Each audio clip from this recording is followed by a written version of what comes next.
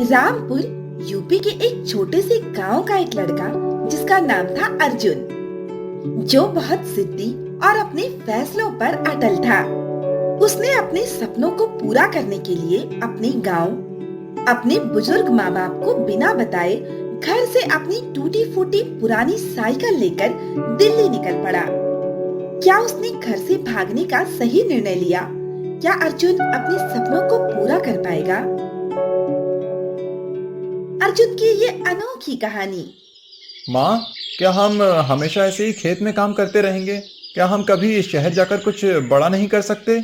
बेटा, बड़े सपने देखना अच्छी बात है, पर उसके लिए कड़ी मेहनत और संघर्ष की जरूरत होती है। माँ, मैं आईएएस अधिकारी बनना चाहता हूँ। मैं अपने गांव के लोगों की मदद करना चाहता हूँ। अर्जुन, मैं जानती हूँ कि तेरा सपना बड़ा है, पर हमें बहुत सी मुश्किलों का सामना करना पड़ेगा।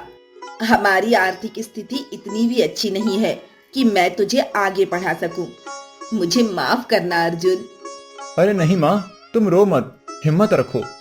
बेचारे अर्जुन को अपनी माँ की बातों से बहुत दुख होता है। वो रात भर सोचने लगता है कि वो क्या कर सकेगा अपने परिवार के लिए, अपने गांव के लिए। अगले दिन सुबह वो कॉलेज जाता है। मास्टर जी, मैं आपसे एक बात पूछूं? पूछो अर्जुन, क्या बात है? मास्टर जी, मैं आईएएस अधिकारी बनना चाहता हूँ। मुझे क्या करना होगा? अर्जुन, मैं तुम्हारे सपने से प्रभावित हूँ। मुझे इस बात की बड़ी खुशी हुई कि गांव में तुम्हारे जैसे भी बच्चे हैं जो ऐसी सोच रखते हैं। ये बहुत बड़ी परीक्षा है अर्जुन। इसके लिए तुम्हें बहुत मेहनत और समर्पण की जरूरत है, पर मुझे तुम पर भरोसा है। मैं तुम्हारी मदद करूंगा। अर्जुन के पास कई चुनौतियां थीं। पहले तो वो अपनी आर्थिक स्थिति से जूझ रहा था और उसे डिग्री परीक्षा को भी अव्वल दर्जे में पास करना था। उस रात उसके पिता अर्जुन के पास आए। अर्जुन, घर की हालत दिन ब दिन बिगड़ती जा रही है। हमें तेरी मदद की जरूरत है। पिताजी, मैं पढ़ाई के साथ साथ खेत में भी मदद करूंगा, पर मुझे पढ़ाई छोड़ने को मत कहिए।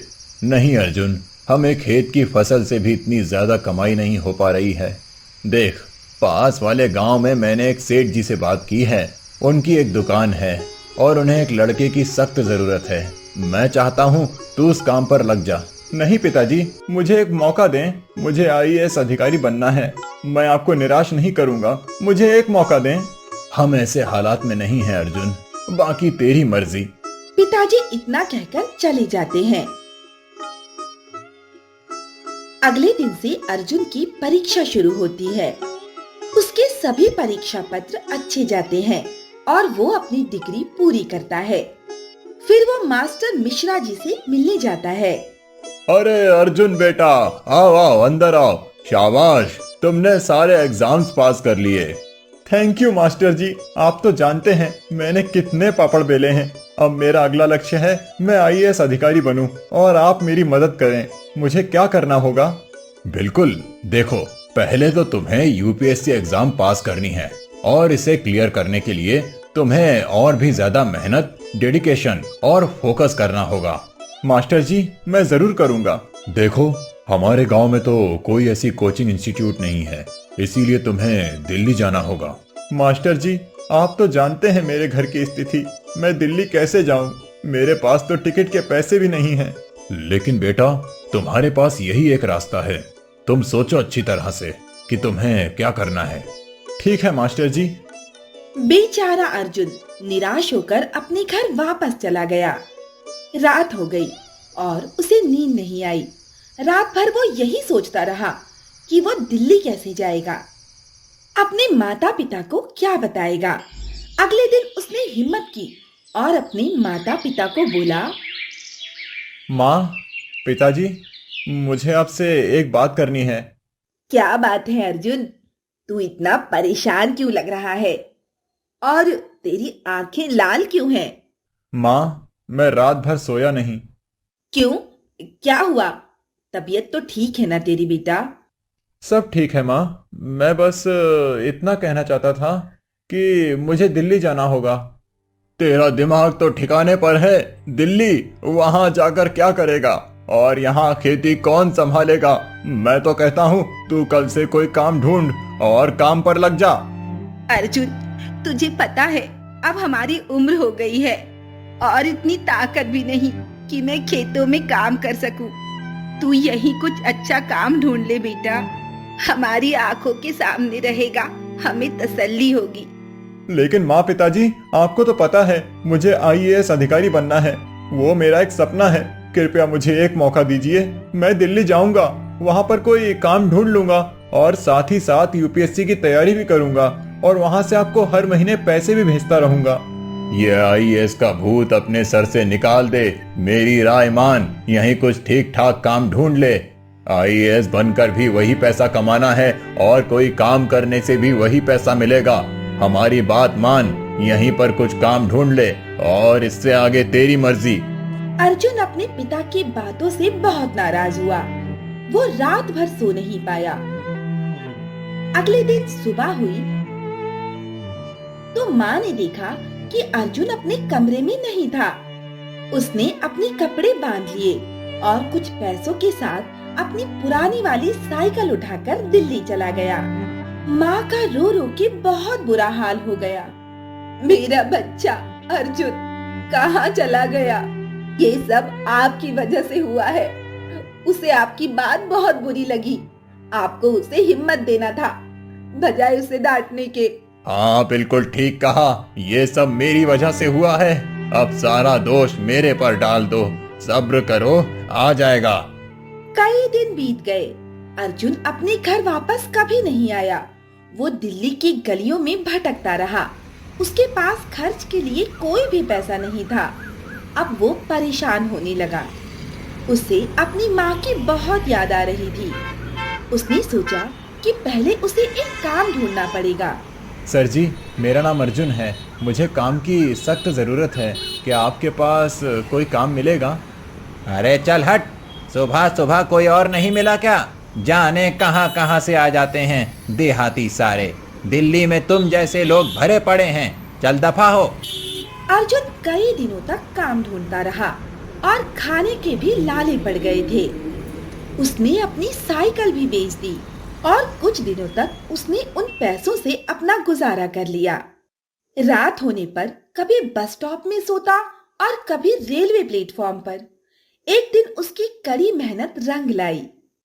उसने एक कंपनी में सिक्योरिटी गार्ड की वैकेंसी को पढ़ा और वो अंदर चला गया, रिसेप्शनिस्ट के पास। मैडम जी, मैंने सुना है यहाँ सिक्योरिटी गार्ड के लिए वैकेंसी है और मुझे नौकरी की सख्त जरूरत है। अरे चलो जाओ यहाँ से, यहाँ कोई वैकेंसी नहीं है। रिसेप्शनिस्ट ने अर्जुन के फटे हुए कपड़े देखकर उसे वहाँ से भगा दिया।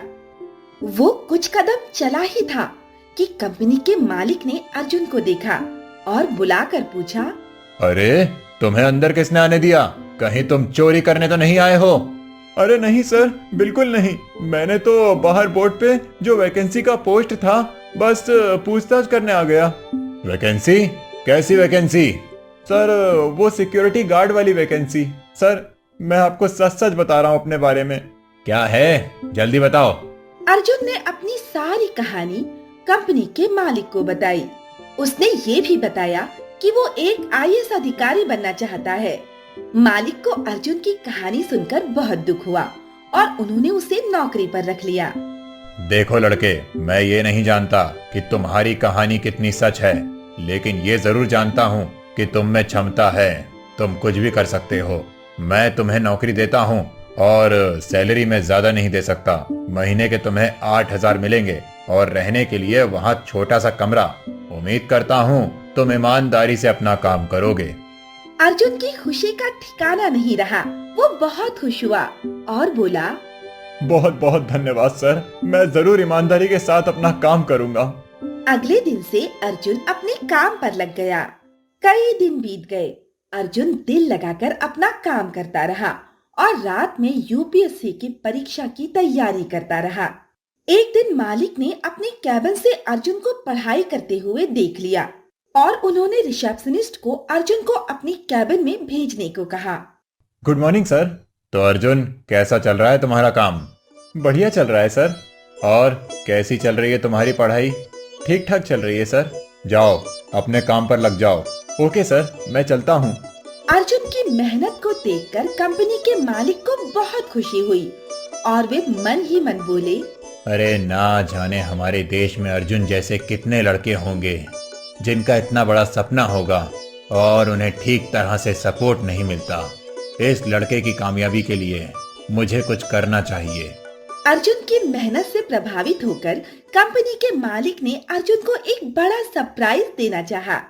Good morning sir. Good morning Arjun, चलो मेरी कार में बैठो।